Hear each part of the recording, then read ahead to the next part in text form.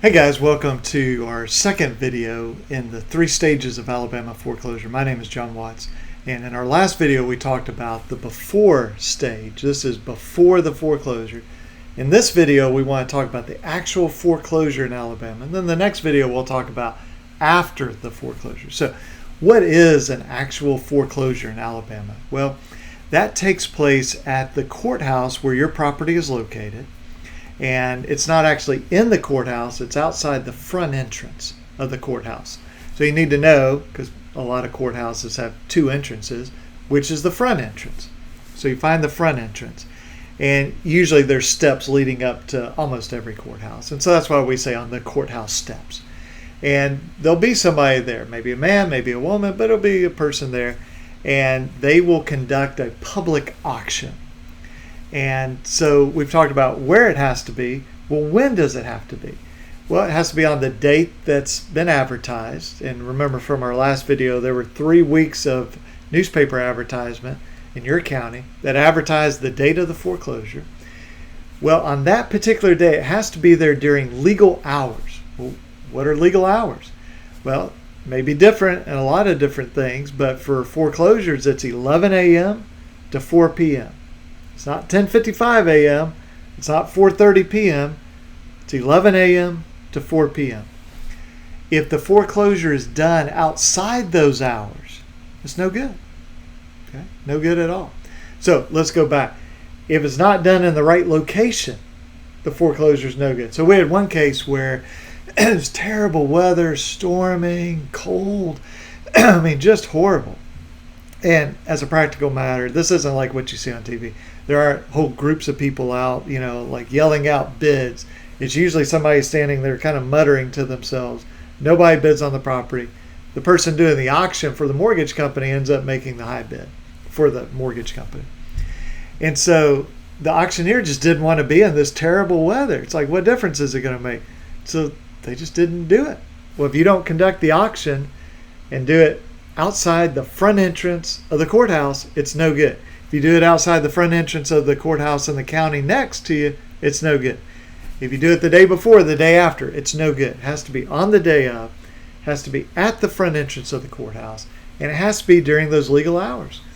And so we've had a case before where the foreclosure deed was signed and notarized at 8 a.m. that morning.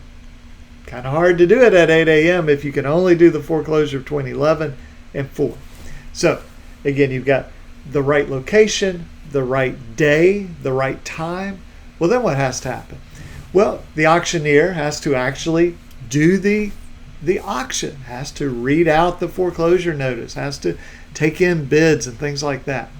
Well, then they accept the high bid. What happens next? Well, then there has to be a foreclosure deed. Well, let's back up. What's a deed? A deed is transferring ownership. So if I have a property and I want to give it to you, I might quit claim deed it to you. It just means I'm saying whatever interest I have, maybe some, maybe all, maybe none, I'm giving that to you.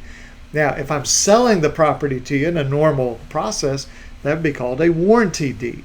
So the deed transfers ownership to you, and the warranty says I'm making certain promises, like I really own it, things like that. Well, what's a foreclosure deed? So you have to think about this for a second. Say I own property at 123 Main Street and I get foreclosed. Well, I own the property. Okay. Sometimes we say, well, the bank owns the property. No, the bank doesn't own the property. The bank has a mortgage on the property, but the deed is in my name. When I bought that property, it's in my name. Well, for the foreclosure to be complete, they've got to get the property out of my name into the name of the high bidder, almost always the mortgage company. So how do they do that? Well, they have a foreclosure deed that says it's from me to the high bidder. I go, well, I don't want to sign that deed. Well, in my mortgage, I gave them the authority to sign my name, in essence, to act on my behalf if there's a foreclosure, to transfer ownership from me to the high bidder. And so they have to do the foreclosure deed. If they don't do the foreclosure deed, there's no foreclosure.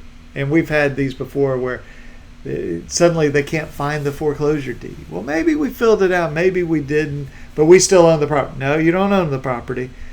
In other words, I don't lose ownership of the property until that foreclosure deed is signed and delivered to whoever buys the property. And so, again, got to be at the right location, the right date, the right time. They have to actually do the foreclosure. And then they have to sign that foreclosure deed. And the final step is they have to deliver the deed to the person that's the high bidder of the property. Now, there's some controversy. Do they have to record the deed in probate court? If they don't, it certainly makes them vulnerable to somebody else that comes in and puts a lien on the property. And we can kind of argue with mortgage companies, is the foreclosure complete if you haven't filed it in probate court? But that's a matter of some dispute. But everything else I told you, everybody would agree. You got to do it at the right location, the right date, the right time. You have to actually do the foreclosure. You have to sign the deed. You have to deliver the deed. Once that happens, now the foreclosure is complete. So people will talk about, we have you in the foreclosure process. So you may see on your credit report that you're in the foreclosure process for 4 months. That's not true. The foreclosure process is the guy auctioning it and then handing the deed. I mean, usually this is like 24 hours, 2 hours. I mean, it's a very short period of time. And so if during that before stage, your mortgage company has been reporting you as in foreclosure, that's false credit reporting. We've sued companies for this before. They go, well, this is sort of how we're used to doing it. Well, what matters is, how does Alabama say that a foreclosure is conducted? Before the foreclosure, there is no foreclosure, okay? So the foreclosure is what we've been talking about at the courthouse. All the steps leading up to it, that is not the foreclosure. That's the before the foreclosure.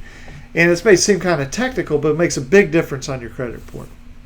And we used to sue mortgage companies and say, well, you did a wrongful foreclosure because you messed up the default letter, the acceleration letter. And they go, hey, there can't be a wrongful foreclosure until you have the actual foreclosure. Alabama Supreme Court says, yes, you must have the actual foreclosure. That's the only foreclosure there is. Okay, well, we go with that. So if they mess this up, that's a problem. If they mess up the actual foreclosure, that's a problem. Now, in the next video, we'll talk about what happens after the foreclosure. And so I hope that you, if you're interested in this or if you're dealing with an Alabama foreclosure, I hope that you'll catch that next video. And I appreciate you watching this. If you want to get in touch with us, 205-879-2447 or alabamaconsumer.com. And I may not have said my name in this video, but I'm a foreclosure defense lawyer in Alabama. My name is John Watts. Thanks for watching this video, and I'll catch you in the next one. Bye-bye.